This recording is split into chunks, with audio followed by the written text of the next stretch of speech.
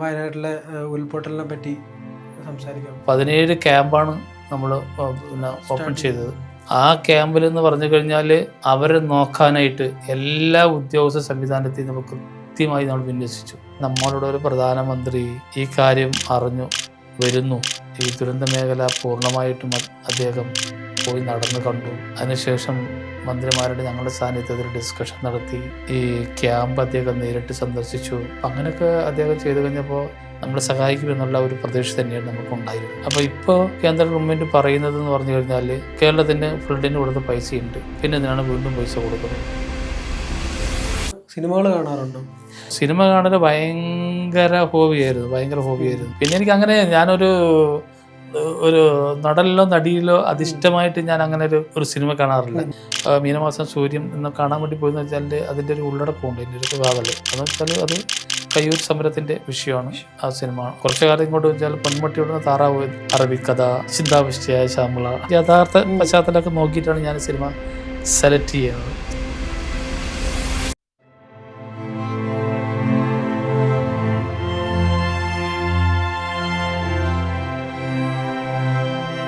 അതുപോലെ തന്നെ രസകരമായിട്ടുള്ളൊരു സംഭവം ഞാൻ ഈ ഇടയ്ക്ക് ന്യൂസ് ചാനലിൽ കണ്ടായിരുന്നു. അത് ഒരു ഭയങ്കര ബ്രേക്കിംഗ് ആയിട്ട് ഇങ്ങനെ ചാനലുകൾ കാണിച്ചുകൊണ്ടേ ഇരിക്കുമായിരുന്നു. മന്ത്രി ചങ്ങാടത്തിൽ കുടുങ്ങിയെന്ന് പറഞ്ഞിട്ട്.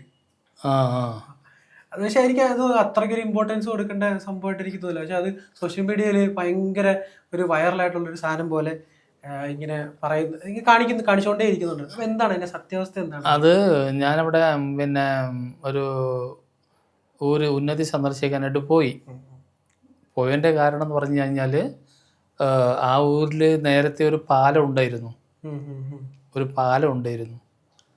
അപ്പോൾ ആ ഒരു പാലം കഴിഞ്ഞ ഫ്ലഡിൽ അങ്ങോട്ട് ഒലിച്ചു പോയി. ഫ്ലഡിൽ ആ പാലം ഒലിച്ചു പോയി.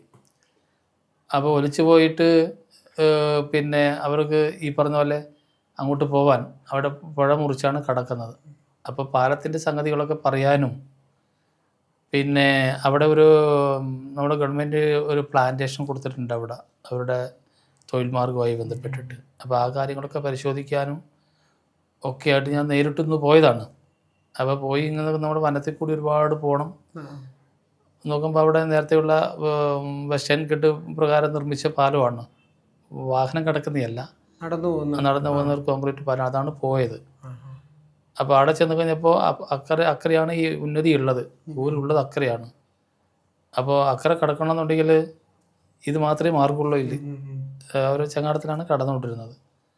അപ്പോൾ എന്നോട് പറഞ്ഞ് അതിൽ പോകാമെന്ന് പറഞ്ഞ് അപ്പോൾ എന്നെ കയറ്റിയപ്പോൾ കഴിഞ്ഞാൽ പിന്നെ ആൾക്കാർ കൂടുതൽ കയറി. എല്ലാവരും കൂടി കയറി. എല്ലാവരും കൂടി കഴിഞ്ഞപ്പോൾ വെയിറ്റ് കൂടി കഴിഞ്ഞപ്പോൾ നടുക്ക് ഈ ഇതങ്ങോട്ട് പാറയിലേക്ക് അപ്പം പാറയിലേക്കാണ്ട് അമർന്നു. നടുക്കൊരു വെള്ളത്തിൽ വലിയ പാറ ഉണ്ടായിരുന്നു. വെയിറ്റ് കാരണം പാറയിലേക്ക് കൊണ്ട് താഴ്ന്നു. അപ്പോൾ വെച്ചാൽ അത് അങ്ങോട്ടും പോകില്ല ഇങ്ങോട്ടും പോകില്ല. അത് വെച്ചാൽ പിന്നെ മീഡിയക്കാരും നമ്മുടെ കൂടെ ഇല്ലായിരുന്നു. അപ്പോൾ നമ്മുടെ കൂടെ സഞ്ചരിച്ച ആരോ എടുത്ത്, ഞാനത് കാണുമ്പോഴാണ് ഇങ്ങനെ ആരോ എടുത്തു എന്ന് തന്നെ ഞാൻ അന്നേരമാണ് കാണുന്നത്. കാരണം ഞാൻ അങ്ങോട്ട് പോകുമ്പോൾ മീഡിയക്കാരും നമ്മുടെ കൂടെ ഇല്ല. ആകെയുള്ളത് മറ്റേ തണ്ടർ ബോൾട്ടും ഫോറസ്റ്റ് ഉദ്യോഗസ്ഥന്മാരും പോലീസ് ഉദ്യോഗസ്ഥന്മാരും മാത്രമേ നമ്മുടെ കൂടെയുള്ളൂ. ഒരു മീഡിയാസും നമ്മുടെ കൂടെയില്ല. നമ്മൾ പോയി വന്ന് ഇതെല്ലാം കഴിഞ്ഞിട്ട് അങ്ങനെയാണ് പിന്നെ നോക്കുമ്പോഴാണ് ഇങ്ങനെ ഒരു വാർത്ത കാണുന്നത്. അപ്പോൾ ഞാൻ പിന്നെ അത് ആരപ്പോൾ ഈ വാർത്ത കൊടുത്തത്? നമ്മളടുത്ത് മീഡിയക്കാരൊന്നും ഇല്ലല്ലോ. അപ്പോൾ അങ്ങനത്തെ സ്ഥിതിക്ക് പിന്നെ ഇത് ആരെ കൊടുക്കാനാ? പിന്നെ നോക്കുമ്പോൾ വെച്ചാൽ ഞങ്ങൾ ഈ വെള്ളത്തിൽ കളിക്കുന്നത് ആരെ കരയ്ക്കുന്നതെന്ന് കൂടെ വന്ന ആരോ ഇട്ടൊരു കഥയാണത്. അതൊരു ശരിക്കും ഒരു വാർത്തയാക്കേണ്ട ഒരു കാര്യമില്ല. അതാണ് ഇതിൽ ഉണ്ടായിട്ടുള്ളത്. ഇപ്പം വയനാട്ടിലെ ഉരുൾപൊട്ടലിനെ പറ്റി സംസാരിക്കാം. കേളുവേട്ടൻ അതിൻ്റെ മുൻപന്തിയിൽ തന്നെ ഉണ്ടായിരുന്നു. പക്ഷേ ഇതുവരെ കേന്ദ്രത്തിൻ്റെ സഹായമോ മറ്റു കാര്യങ്ങളോ ഒന്നും ഇതുവരെ എത്തിയിട്ടില്ല. പക്ഷേ പുറത്ത് വരുന്ന വാർത്തകളെന്ന് പറഞ്ഞാൽ കേരളം കൊടുക്കുന്നില്ല, കേരളമൊന്നും സർക്കാരൊന്നും ജനങ്ങൾക്ക് കൊടുക്കുന്നില്ല എന്നുള്ളൊരു ഇതാണ്. അതൊന്ന് വിശദീകരിക്കാം. അവിടുത്തെ ഇപ്പോഴത്തെ അവസ്ഥ എന്താണ്? അവിടുത്തെ നാട്ടുകാരുടെ പ്രശ്നങ്ങൾ എന്തൊക്കെയാണ്? എൻ്റെ ഒരു അനുഭവത്തിൽ ശരിക്കും സത്യസന്ധമായി പറയുകയാണെങ്കിൽ ഞാൻ പറയുന്നത്, ഇതുപോലെ ഒരു കെയർ ചെയ്തിട്ടുള്ള ഒരു സംഭവം ഞാൻ പറഞ്ഞു എൻ്റെ രാഷ്ട്രീയ ജീവിതം 10-26 വർഷം പിന്നിടുന്നു. ഒരുപാട് ദുരന്ത മുഖത്തും ഒരുപാട് ഉരുൾപൊട്ടലും കാറ്റുകളും ഞാൻ ഏർപ്പെട്ട ഒരു വ്യക്തിയാണ് ഞാൻ. പക്ഷെ ഇതുപോലെ ഒരു കെയർ കൊടുത്തത് എൻ്റെ അനുഭവത്തിലില്ലെന്ന് കേട്ടോ. കാരണം രാത്രി തുടങ്ങുമ്പോൾ പറയുന്നത് ഇങ്ങനെയാണ്, ഉരുൾ പൊട്ടിയ ആ സെക്കൻഡിന് നമ്മൾ അറിയിക്കുന്നു. ആ സമയത്ത് ഞങ്ങൾ എവിടെയാണ്? തിരുവനന്തപുരത്ത്. ഞാൻ പാലക്കാട് നിന്ന് യാത്ര ചെയ്ത് രാത്രി ഇവിടെ വന്ന് കുളിച്ച് കിടക്കാൻ നോക്കുമ്പം 3-3:30 ആ സമയത്താണ് ഫോൺ വരുന്നത്, എൻ്റെ ഉരുൾ പൊട്ടിയെന്ന്. ഭയങ്കര മഴയായിരുന്നു വന്നു. അന്ന് ടോട്ടൽ കേരളത്തിലെ മഴയായിരുന്നു. അപ്പോൾ തന്നെയാണ് CM എന്നെ വിളിക്കുന്നത്. രാത്രി തന്നെ CM വിളിക്കുന്നു, ഇങ്ങനെ വിഷുവിൻ്റെ അടിയന്തരം വേണ്ടി വേഗം പോകണം, നേരമ്പളക്കത്തുനിന്ന് അങ്ങ് വേഗം പോകണം, രക്ഷാപ്രവർത്തനം നടത്തുന്ന മുൻപതിലുണ്ടാവണം, ആ കാര്യങ്ങളൊക്കെ നോക്കണം എന്നൊക്കെ പറഞ്ഞിട്ട് CM വിളിക്കുന്നു. പിറ്റേന്ന് രാവിലെ ഞങ്ങൾ നോക്കുമ്പോൾ പെട്ടെന്ന് പോകണമെങ്കിൽ വിമാനം ഹെലികോപ്റ്റർ എന്തെങ്കിലും വേണ്ടേ? ട്രെയിനിന് പോയി കഴിഞ്ഞാൽ ഒരു ദിവസം എടുക്കൂലേ? അപ്പോൾ ഞാൻ പറഞ്ഞു CM പറഞ്ഞു, ഇപ്പോൾ പെട്ടെന്ന് പോകണമെങ്കിൽ CM വെച്ചാൽ എങ്ങനെ പോകുകയെന്ന് പറഞ്ഞു. അപ്പോൾ ഒരു ഹെലികോപ്റ്റർ ഏർപ്പാടാക്കുന്നുണ്ട്, നിങ്ങളുടെ കൂടെ റിയാസ് മിനിസ്റ്ററും രാജ മിനിസ്റ്ററും ഇവരൊക്കെ ഉണ്ടാകുമെന്ന് പറഞ്ഞു. അപ്പം നോക്കുമ്പോൾ പെട്ടെന്ന് ഹെലികോപ്റ്റർ ബന്ധപ്പെട്ട് നോക്കുമ്പോൾ ഹെലികോപ്റ്ററിന് കാലാവസ്ഥ മോശമായത് കാരണം വരാൻ വേണ്ടി പറ്റില്ല. പിന്നെ അത് ഉപേക്ഷിച്ച് പിന്നീട് വീണ്ടും ബന്ധപ്പെട്ടപ്പോൾ ചെറിയൊരു 6-7 പേർക്ക് വന്ന ഒരു വിമാനം പെട്ടെന്ന് തരപ്പെടുത്തി. അതിരാവിലെ ഞങ്ങൾ ആ വിമാനത്തിലേക്കാണ് പോകുന്നത്. ആ വിമാനത്തിൽ പോയി കോഴിക്കോട് ഇറങ്ങി വീണ്ടും പേർ കാറിൽ ചെന്ന് അവിടെ തന്നെ ദുരന്തമുഖത്തേക്കാണ് ഞങ്ങൾ ചെന്ന് ഇറങ്ങുന്നത്. പിന്നെ അന്ന് തൊട്ട് ഒരു മാസക്കാലം വരെ രാത്രിയും പകലും അവിടെ തന്നെയല്ലേ, രാത്രിയും പകലും അവിടെ തന്നെയാണ്. അപ്പോൾ അപ്പോഴത്തേനു ജനങ്ങൾ, അപ്പോഴത്തേന് രാഷ്ട്രീയക്കാർ, നമ്മുടെ Indian police, excise department, army, പിന്നെ മറ്റേ പട്ടാളം എന്ന് വേണ്ട സകല സന്നാഹവും അത് രാവിലെ തന്നെ സ്പോട്ടിലെത്തി എന്നുള്ളതാണ്. എല്ലാവരും ചോദിച്ച് ഭയങ്കര ക്യാമ്പയിനാണ് നടത്തിയത്. 24 മണിക്കൂറിൻ്റെ ഉള്ളിൽ അതിൻ്റെ ഇടയ്ക്ക് പാലവും കെട്ടി. അപ്പോൾ അങ്ങനെ വലിയ ക്യാമ്പയിൻ നടത്തിയാണ് നമ്മൾ ഏകദേശം അവിടെ കണ്ട കാഴ്ച എന്നാൽ കേരളത്തിലെ എല്ലാ ആംബുലൻസും ഉണ്ട്. ആംബുലൻസ് കംപ്ലീറ്റ് വന്നതിൻ്റെ കാരണം വെച്ചാൽ ഒരാൾ മണ്ണിൻ്റെ അടിയിൽ നിന്ന് എടുക്കുമ്പോൾ ഇയാൾക്ക് ജീവനുണ്ടോ ജീവനില്ലോ, അതാണ്. ജീവൻ ഉണ്ടാകും. അതിനെ എടുത്ത് ആംബുലൻസ് കയറ്റി ഒരാളെ വെച്ച് പോവുന്നേ ഹോസ്പിറ്റലിലേക്ക്. പിന്നെ എല്ലാവരെയും ഒരു ആംബുലൻസ് വെച്ചിട്ട് അടുത്താൾ അങ്ങനെ പറ്റില്ലല്ലോ. ആംബുലൻസ് നിരത്തിയിട്ടിട്ട് ഒരു ബോഡി കിട്ടിയാൽ അപ്പം എടുക്കുന്നു, വണ്ടി കയറ്റുന്നു, ഹോസ്പിറ്റലിലേക്ക് ഓടുന്നു. അങ്ങനെയാണ് പിന്നെ രക്ഷാപ്രവർത്തനം അവിടെ നടത്തിയിട്ടുള്ളത്. ഒരു കഥ പോലെ പറയേണ്ടി വരും. ഒരു 17 ക്യാമ്പാണ് നമ്മൾ പിന്നെ ഓപ്പൺ ചെയ്തത്. ആ ക്യാമ്പിലെന്ന് പറഞ്ഞു കഴിഞ്ഞാൽ അവരെ നോക്കാനായിട്ട് എല്ലാ ഉദ്യോഗസ്ഥ സംവിധാനത്തെയും നമ്മൾ കൃത്യമായി നമ്മൾ വിന്യസിച്ചു. ഒരു ക്യാമ്പിന് ഒരു മാനേജർ, അനുബന്ധ ഉദ്യോഗസ്ഥന്മാർ, അവിടെ ഭക്ഷണം കൊടുക്കാൻ എന്ന് വേണ്ട, അവിടെ മെഡിക്കൽ, മറ്റേ ഈ കൗൺസിലിങ് എന്ന് വേണ്ട സകല അന്തസ്സ് ഒരുക്കിയിട്ടാണ് അവരെ സംരക്ഷിച്ചത്. അതുകൊണ്ട് ഒരിക്കലും ഇല്ലാത്ത രീതിയിൽ അത്രയും സംരക്ഷണമാണ് അവർക്ക് ഒരുക്കിയിട്ടുള്ളത്. കാരണം നിങ്ങൾ എവിടെയെങ്കിലും കേട്ടിട്ടുണ്ടോ അവർ ക്യാമ്പിൽ കഴിഞ്ഞ ആൾക്കാർ പരാതി പറയുന്നത് എവിടെ കേട്ടിട്ടുണ്ടോ? കേൾക്കാൻ സാധ്യതയില്ല. കാരണം അത്രയും കെയറാണ് അവിടെ കൊടുത്തത്.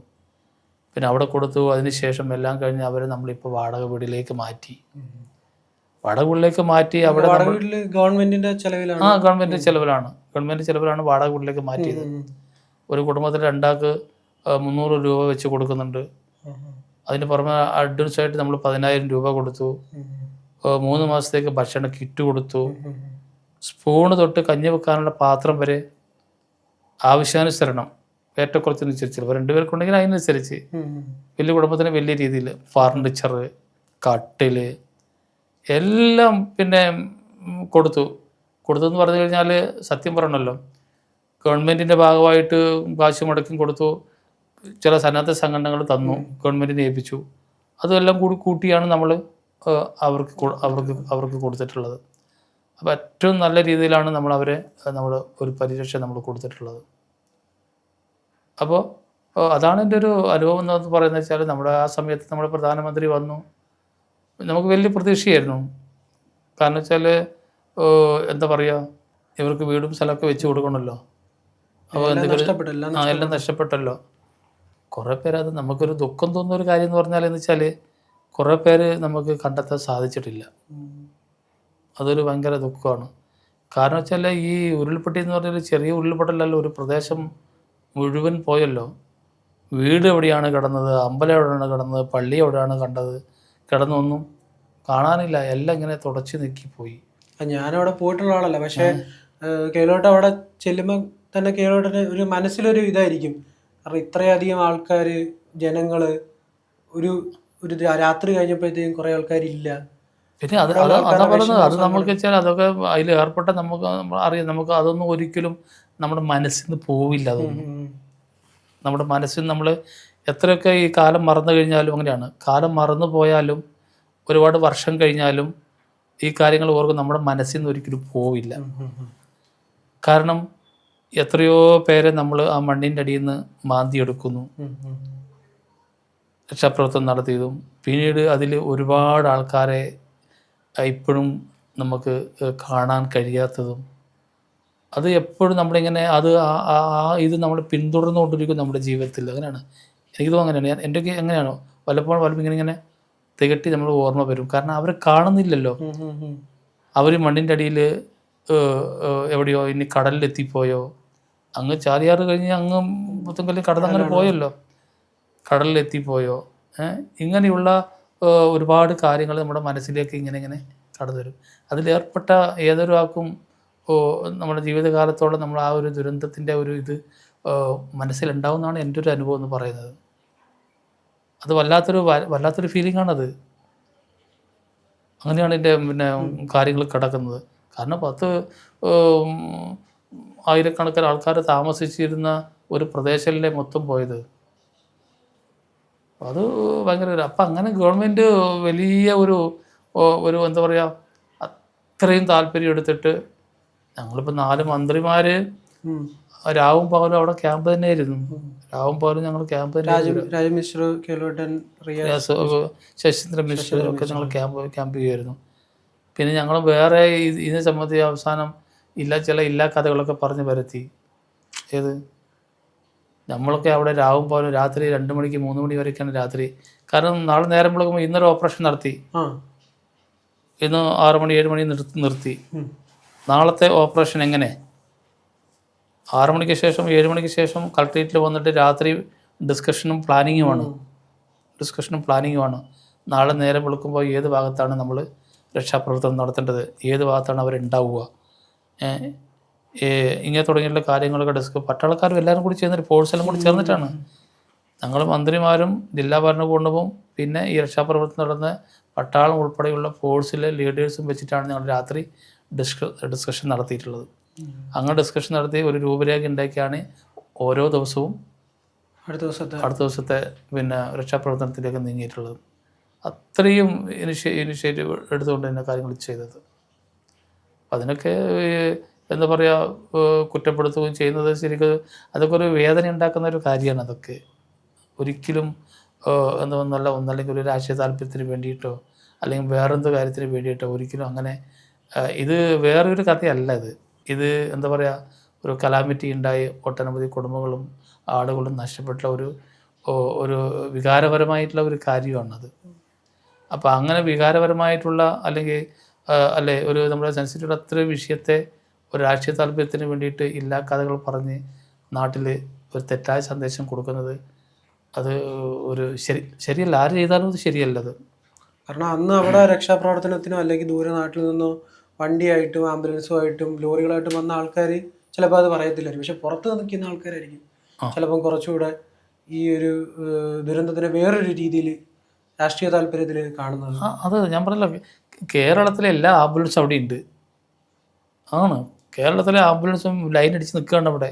അതുപോലെ തന്നെ JCB ലോറിക്കാർ, പിന്നെ JCB ലോറിക്കാർ, പിന്നെ ഒരാളെങ്കിൻ്റെ അവരൊക്കെ വെച്ചാൽ ദിവസങ്ങളോളം അവർ ചെലവിലാണ്. അങ്ങനെയാണ്. ഒരാളെങ്കിൽ സൊസൈറ്റി ദിവസങ്ങളോളം അവരുടെ ചിലവിലാണ് രക്ഷാപ്രവർത്തനം നടത്തുന്നത്. അവരുടെ എല്ലാ JCBയും വന്നു. താൽക്കാലിക പാലുണ്ടാക്കാനുള്ള ഫോർമേഷൻ പോലും അവരുടെ ചിലവിൽ അവർ സ്വന്തമാണ് അവിടെ ചെയ്തത്.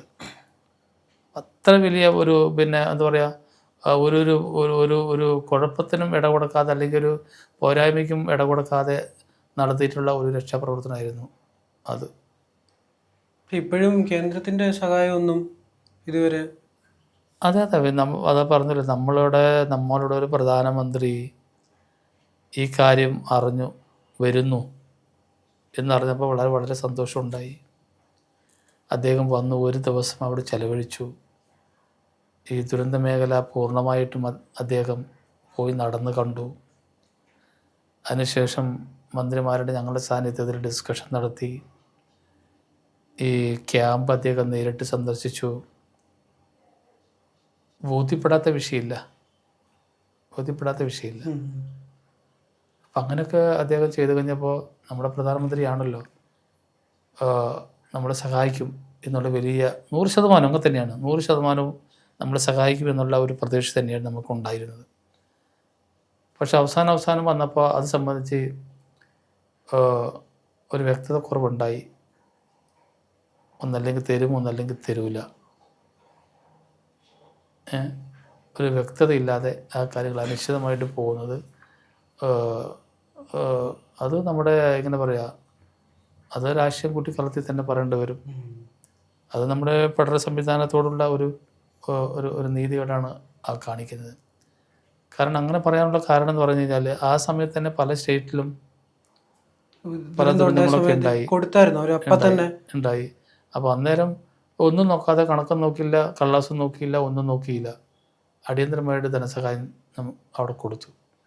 പക്ഷെ നമ്മുടെ കേരളത്തിന് മാത്രം തന്നില്ല. അദ്ദേഹം പറഞ്ഞു, നമ്മുടെ പ്രധാനമന്ത്രി പറഞ്ഞു, അതിൻ്റെ ഒരു സ്റ്റേറ്റ്മെൻറ്റും മെമ്മോറണ്ടൊക്കെ കൊടുക്കാൻ വേണ്ടി പറഞ്ഞു. അതൊക്കെ കൊടുത്തു. അത് കൊടുത്തിട്ട് നമ്മളിപ്പോൾ വെയിറ്റ് ചെയ്ത് നിൽക്കുകയാണ്. അപ്പോൾ ഇപ്പോൾ കേന്ദ്ര ഗവൺമെൻറ് പറയുന്നതെന്ന് പറഞ്ഞു കഴിഞ്ഞാൽ കേരളത്തിന് ഫ്ലഡിന് കൊടുത്ത പൈസയുണ്ട്, പിന്നെ എന്തിനാണ് വീണ്ടും പൈസ കൊടുക്കുന്നത് എന്നുള്ളതാണ് ഇപ്പം പറഞ്ഞുകൊണ്ടിരിക്കുന്നത്.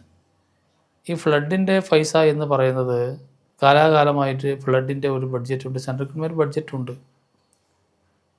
ആ ബഡ്ജറ്റിൽ നിന്നാണ് എല്ലാ കൊല്ലവും ഈ ഫ്ലഡ് ഉണ്ടാകുമ്പോൾ, വരൾച്ച ഉണ്ടാകും, ആ ഹെഡിൽ നിന്നാണ് പൈസ കൊടുക്കുന്നത്. ആ പൈസ എല്ലാ കൊല്ലവും എല്ലാ സ്റ്റേറ്റിനും അത് സ്റ്റാറ്റ്യൂട്ടറായിട്ട് കൊടുത്തുകൊണ്ടിരിക്കുന്ന ഒരു കാര്യമാണ്. ആ പൈസ എടുത്തിട്ടാണ് ആ പൈസ നമുക്കൊരു ആനുപാതികമായിട്ട് ഓരോ സ്റ്റേറ്റിനും ഉണ്ട്. ആ പൈസ എടുത്തിട്ടാണ് നമ്മൾ എന്ത് ചെയ്യുന്നത്, ഈ മഴക്കാലത്ത് തകർന്ന റോഡുകൾ നന്നാക്കൽ, പിന്നെ ആരെങ്കിലും അപകടം വിട്ട് മരിച്ചു കഴിഞ്ഞാൽ അതിന് കൊടുക്കുന്നത്, ധനസഹായം കൊടുക്കുന്നത്. അതുപോലെ തന്നെ നമ്മൾ ഈ കൃഷിനാശം, കാലാവസ്ഥ കൊണ്ട് കൃഷിനാശം ഉണ്ടാവും, ഇങ്ങനെയുള്ള കാര്യങ്ങൾ പിന്നീട് അങ്ങനെ കൊടുക്കുന്നതോടൊപ്പം തന്നെ ഇപ്പോൾ നാളെ ഒരു ദുരന്തം ഉണ്ടാവുമോ ഇല്ലെന്ന് ആർക്കറിയാം? നമുക്ക് പറയാൻ പറ്റാത്ത കേരളത്തിലെ കാലാവസ്ഥയുടെ സാഹചര്യം അനുസരിച്ച് ഒരിക്കലും പറയാൻ പറ്റത്തില്ല.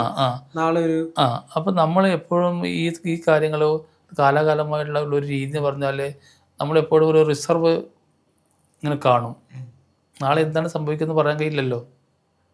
അപ്പോൾ അത് എല്ലാ സ്റ്റേറ്റും കാലാകാലമായിട്ട് പിന്തുടരുന്ന ഒരു കാര്യമാണ്. അതൊക്കെ നമ്മുടെ എക്സ്പെൻഡിച്ചറായിട്ട് പല കാര്യത്തിനും ഇങ്ങനെ പോയിക്കൊണ്ടേയിരിക്കുന്ന ഒരു കാര്യങ്ങളാണ്. അപ്പോൾ അതിനെ വെച്ചിട്ടാണ് നിങ്ങൾക്ക് പൈസ തന്നല്ലോ എന്നിങ്ങനെ പറഞ്ഞുകൊണ്ടിരിക്കുന്നത്. തന്നിട്ടുണ്ടാകും, കുറച്ച് തന്നിട്ടുണ്ടാകും. അതിങ്ങനെ നമ്മൾ പല കാര്യത്തിനും നമ്മൾ ചെലവഴിച്ചുകൊണ്ടിരിക്കുകയല്ലേ. ഈ ഇത്രയും കുടുംബത്തിന് വീടും സ്ഥലവും ടൗൺഷിപ്പ് ഉണ്ടാക്കാൻ ഇതിൽ നിൽക്കുമോ? പക്ഷെ ഒരു അഭിപ്രായ വ്യത്യാസമുള്ളതെന്ന് പറഞ്ഞു കഴിഞ്ഞാൽ എസ് ആറിനോ നമുക്ക് പറയണം. അത് പറയുന്നില്ല, കിട്ടുമോ ഇല്ലയോ എന്നുള്ള കാര്യം.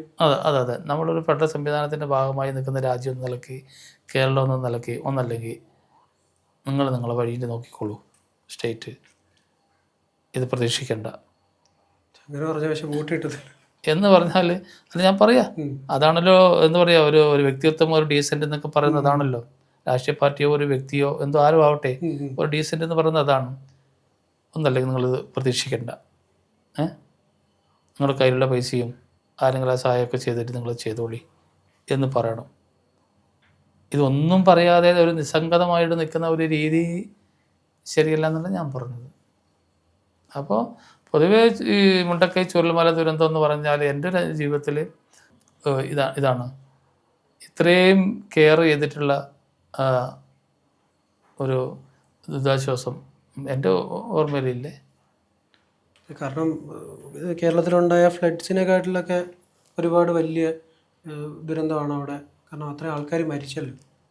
ഇത് ഞാൻ പറഞ്ഞല്ലേ, ഈ വിഷയം ഉണ്ടായതുപോലെ തന്നെ ലോകരാജ്യങ്ങൾ വരെ ശ്രദ്ധിച്ചില്ല ഈ വിഷയത്തെ. ലോകരാജ്യങ്ങൾ വരെ, അമേരിക്ക പോലെയുള്ള രാജ്യങ്ങൾ വരെ ഇത് വീക്ഷിച്ചു. എന്നിട്ട് അവർ ഈ രക്ഷാപ്രവർത്തനത്തെ അഭിനന്ദിക്കും കൂടി ചെയ്തു. ഒരു സമ്പന്ന രാജ്യമായ ഞങ്ങൾക്ക് പോലും കഴിയാത്ത ഒരു ദുരിതാശ്വാസ പ്രവർത്തനം കേരളം നടത്തിയത് അവർക്ക് അതിശയോക്തിയോടെയാണ് ഇതിനെ കണ്ടത്. അങ്ങനെയാണല്ലോ ലോകരാജ്യങ്ങൾ ഈ കാര്യത്തെ പറഞ്ഞിട്ടുള്ളത്. അത് ഇപ്പോഴും നമ്മുടെ കേരള സംസ്ഥാനം ഇപ്പോഴും നമ്മൾ പ്രതീക്ഷ വിടുന്നില്ല. എന്തെങ്കിലും സഹായം കിട്ടുമെന്ന് പ്രതീക്ഷിക്കുന്നു. ഇനി കിട്ടിയാലും കിട്ടിയിട്ടില്ലെങ്കിലും കേരളത്തിന് ഇവരെ സംരക്ഷിക്കാതെ മുന്നോട്ട് പോകാൻ വേണ്ടി സാധിക്കില്ല. മന്ത്രി ആയതിനു ശേഷം കുടുംബമായിട്ട് സമയം ചെലവഴിക്കാൻ സമയം കിട്ടാറുണ്ടോ? മന്ത്രി ആയതിനു ശേഷം വെച്ചാൽ ശരിക്കും ഇപ്പോൾ അത് കുടുംബമായിട്ട് നമുക്ക് സാധിക്കുന്നില്ല. അത് പൂർണ്ണമായിട്ട് പോയി എന്ന് വേണമെങ്കിൽ പറയാം. അങ്ങനെയാണ് ഇപ്പോൾ ഉള്ളത്. കാരണം ഒരു സ്ഥലത്തും ഇങ്ങനെ സ്ഥിരം നിൽക്കുന്നില്ലല്ലോ. തിരുവനന്തപുരം, വയനാട്, കണ്ണൂർ, പിന്നെ ഇങ്ങനെ പല ജില്ലയിലും പോവും. എറണാകുളം, ഇങ്ങനെ പല ജില്ല ഇങ്ങനെ സ്റ്റേറ്റ് മുഴുവനും ഓടിക്കൊണ്ടിരിക്കുന്നത് കൊണ്ട് സ്ഥിരം ഒരു സ്ഥലത്ത് നമുക്ക് പറയാൻ കഴിയില്ല. അപ്പം ആകെ ഉണ്ടാകുമെന്ന് പറഞ്ഞു കഴിഞ്ഞാൽ നമ്മൾ ഈ ശനിയും ഞായറും മണ്ഡലത്തിലുണ്ടാവും എന്ന് പറഞ്ഞല്ലോ. ആ ദിവസം രാത്രി വീട്ടിലുണ്ടാവും, പിന്നെ എല്ലാം ഔട്ട് സൈഡ്. സിനിമകൾ കാണാറുണ്ടോ? എനിക്ക് സിനിമ എന്ന് പറഞ്ഞാൽ എനിക്ക് വല്ലാത്തൊരു വീക്ക്നെസ്. അത് ചെറുപ്പം മുതലുള്ള ഒരു ശീലമാണത്. ചെറുപ്പത്തിൽ ഈ സിനിമ കാണാൻ പോകാറുണ്ടായിരുന്നു? പിന്നെ ഒരു ചെറുപ്പകാലത്ത് ഒരു ദിവസം 2 സിനിമ കാണും ഞങ്ങൾ. ഒന്ന് രാവിലെ കാണും, ഒന്ന് ഉച്ച കഴിയും. അപ്പോൾ സിനിമ കാണൽ ഭയങ്കര ഹോബിയായിരുന്നു. അത് എൻ്റെ ഒരു സിനിമ കാണാൻ ഞാനിപ്പോൾ MLA ആയിരിക്കുന്ന സമയത്തും ഞങ്ങളിവിടെ സിനിമയ്ക്ക് പോകും. തിരുവനന്തപുരത്ത് MLA സ്ഥലത്ത് നമ്മൾ തിരുവനന്തപുരത്ത്. പിന്നെ സിനിമ എന്ന് പറഞ്ഞു കഴിഞ്ഞാൽ ഒടുക്കത്തെ സിനിമ കാണലാണ് ചെറുപ്പത്ത്. ഭയങ്കര സിനിമ എന്ന് പറഞ്ഞാൽ ഭയങ്കര സിനിമ വന്ന് നമ്മൾ കൂലിപ്പണിക്ക് പോകുന്ന സമയത്ത് നമ്മൾ തിങ്കൾ തൊട്ട് ശനി വരെ നമ്മൾ ജോലിക്ക് പോകും. ഞായറാഴ്ച സിനിമ കാണലാണ്. അത് രാവിലെ ഒരു സിനിമ കാണും, ഉച്ച കഴിഞ്ഞ് ഒരു സിനിമ കാണും. വയനാട് നിന്ന് കോഴിക്കോട്? അല്ലല്ല, മാനന്തവാടി അതെ.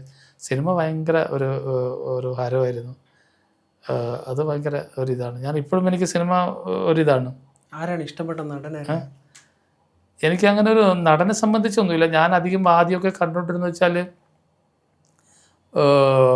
ഈ എന്താ പറയുക, ഈ ചരിത്രപരമായ സിനിമകൾ അങ്ങനത്തേനൊക്കെയാണ് ആദ്യം എനിക്കൊരു ടെൻഡൻസി അങ്ങനെയായിരുന്നു. ഈ സംഭവ കഥകളുണ്ടല്ലോ. ഞാൻ പണ്ട് മീനമാസത്തിലെ സൂര്യൻ ഒരു സിനിമ നമ്മുടെ കയ്യൂരും കരിവള്ളൂരിൻ്റെ ഒക്കെ കണ്ടാലറിയാം. അപ്പം അങ്ങനെയുള്ള ഒരു ചരിത്രപരമായിട്ടുള്ള അങ്ങനെയുള്ള സിനിമകളെയാണ് നമ്മൾ ആദ്യകാലത്ത് ഞാൻ കണ്ടിട്ടുള്ളത്. പിന്നീട് അതിന് ശേഷം ഞാൻ അതിൽ നിന്ന് മാറിയിട്ട് പിന്നെ കുറച്ച് വെച്ചാൽ ഈ ഇതുപോലെ ഈ മറ്റേ ഈ കുടുംബ പശ്ചാത്തലമുള്ള പിന്നെ അങ്ങനെയുള്ള സിനിമകളിലൊക്കെയാണ്. ഇപ്പം പിന്നെ മധുരയൊക്കെ ആയതിനു ശേഷം പിന്നെ ഇതൊന്നും കാണാൻ പറ്റുന്നില്ല. ഇപ്പം അതുകൊണ്ട് ചെയ്ത് നമ്മൾ ഈ കോമഡിയൊക്കെ കാണും. അവസാനം ഞാൻ കണ്ടത് അവസാനമായിട്ട് തിരുവനന്തപുരത്ത് നിന്ന് കണ്ടത് മറ്റേ എന്താ മമ്മൂട്ടീൻ്റെ എന്താ അപ്പം അതിൻ്റെ പ്രമേയമാണോ? അല്ല, അതൊന്നുമല്ല. ഭയങ്കര അടിയും ഫൈറ്റിംഗ് ഉള്ള എന്താ ടർബോ. അതാണ് അവസാനമായിട്ട് തിരുവനന്തപുരത്ത്. സിനിമ എന്ന് വെച്ചാൽ അത് മമ്മൂട്ടിയെ സംബന്ധിച്ച് നമ്മൾ ഒരിക്കലും പ്രതീക്ഷിക്കാത്ത ഒരു സിനിമയാണത്. എന്തായാലും എന്താ പറയുക, ഒരു ആക്ഷൻ പടം, മമ്മൂട്ടീൻ്റെ അങ്ങനെ ഒരു ആക്ഷൻ പടം കാണുന്നതിൽ ഒരു സന്തോഷമുണ്ടായി. പിന്നെ എനിക്ക് അങ്ങനെ ഞാനൊരു നടനിലോ നടിയിലോ അധിഷ്ഠമായിട്ട് ഞാൻ അങ്ങനെ ഒരു സിനിമ കാണാറില്ല. ഞാനതിൻ്റെ അധികം കാണുന്നത് ഞാനൊരു തിയറി അടിസ്ഥാനപ്പെടുത്തിയാണ് അധികം സിനിമ ഞാൻ സെലക്ട് ചെയ്ത് കാണുന്നത്. ഒരു നടനെ കാണാനായിട്ട് അല്ലെങ്കിൽ ഒരു നടിയെ കാണാനായിട്ട് സിനിമ കാണുന്ന പരിപാടിയില്ല എനിക്ക്.